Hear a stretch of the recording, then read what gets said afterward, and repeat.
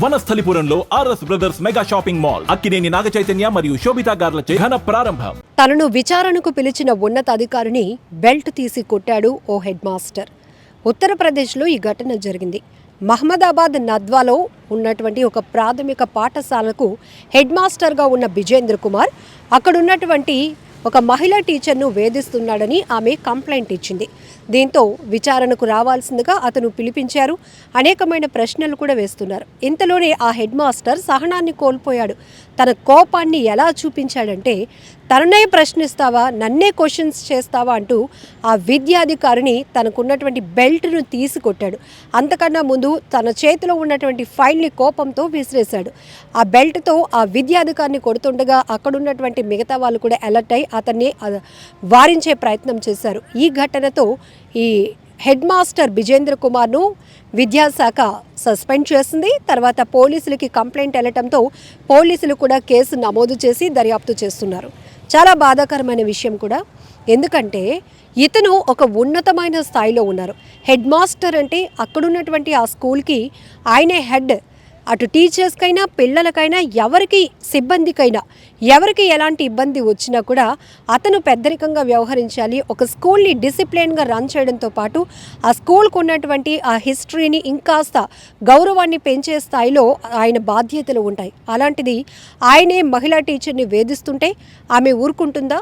ఖచ్చితంగా తన మనుగడ కొనసాగాలి. తను టీచర్గా పిల్లలకి చక్కగా ఆహ్లాదకరమైన వాతావరణంలో పాఠాలు చెప్పాలంటే తను ఇబ్బందులకు గురి కాకుండా ఉండాలి.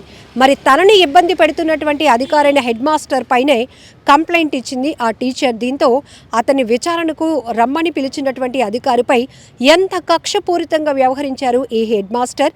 తను చేస్తున్నటువంటి పని తప్పు.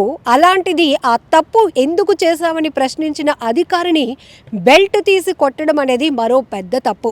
అంతలోనే అక్కడ ఉన్న వాళ్ళందరూ వారించారు. లేకపోతే ఆయనకున్నటువంటి కోపానికి, అసహనానికి, లేకపోతే ఆ విచక్షణ కోల్పోయినటువంటి పరిస్థితికి ఇంకా అతనిపైన ఇంకా దాడి చేయడానికి ఇతను తెగబడేవాడేమో అనిపిస్తూ ఉంది.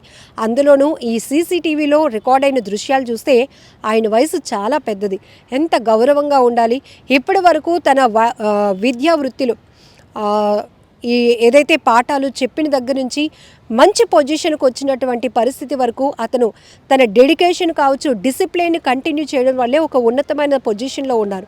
అలాంటిది అక్కడ విచక్షణ కోల్పోయి అతనే ఇలా నేరుగా దాడి చేయటం అనేది చాలా బాధాకరమైన విషయం. సో ఈ దృశ్యాలు ఇప్పుడు సోషల్ మీడియాలో వైరల్ అవుతున్నాయి. అంతేకాదు పెద్ద చర్చ కూడా నడుస్తోంది. ఈ మధ్య కొంతమంది సహనాన్ని కోల్పోతున్నారు, విచక్షణ కోల్పోతున్నారు, ముందు మనం మనుషులమనే విషయాన్ని కూడా కోల్పోతున్నారు. కాబట్టే పరిస్థితులు అదుపు తప్పుతున్నాయి. మానసిక స్థితులు బాగోలేకనా, ఇంకా ఆర్థిక పరిస్థితులు అదుపులో లేకనా, ఏ రకమైన విశ్లేషణ మనం కొనసాగించాలో తెలియదు. కానీ చాలామంది క్షణికావేశంలో వాళ్ళ కోపోద్రిక్తులై ఇతరులను గాయపరచాలి, ఇతరులపై దాడి చేసేయాలి. అప్పుడే మనకు వచ్చిన కోపం, మనకు జరిగినటువంటి అన్యాయం, లేకపోతే మనలే ఎవరైనా ప్రశ్నించే తత్వాన్ని మనం ఎదిరించగలుగుతాము అనే ఆలోచనతో ఇలా దాడులకు పాల్పడుతున్నారు. ఏది ఏమైనా ఉత్తరప్రదేశ్ నుంచి రిలీజ్ అయినటువంటి ఈ దృశ్యాలు ఇప్పుడు సోషల్ మీడియా అంతా చక్కర్లు కొడుతున్నాయి. విపరీతమైన ట్రోలింగ్కి గురవుతున్నారు ఈ హెడ్ మాస్టర్ బిజేంద్ర కుమార్. నీలాంటి వాళ్ళకి ఆ పోస్ట్ ఎలా ఇచ్చారురా బాబు, నిజంగా నిన్ను ఇలా వదిలేస్తే కనుక నీ మానసిక పరిస్థితి మరింత దారుణంగా మారిపోతుంది.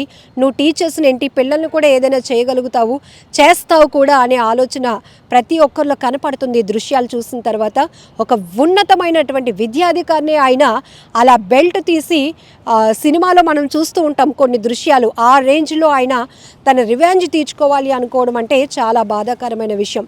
ఈ ఘటనపై మీరేమంటారో కూడా కామెంట్ బాక్స్లో మెన్షన్ చేయండి.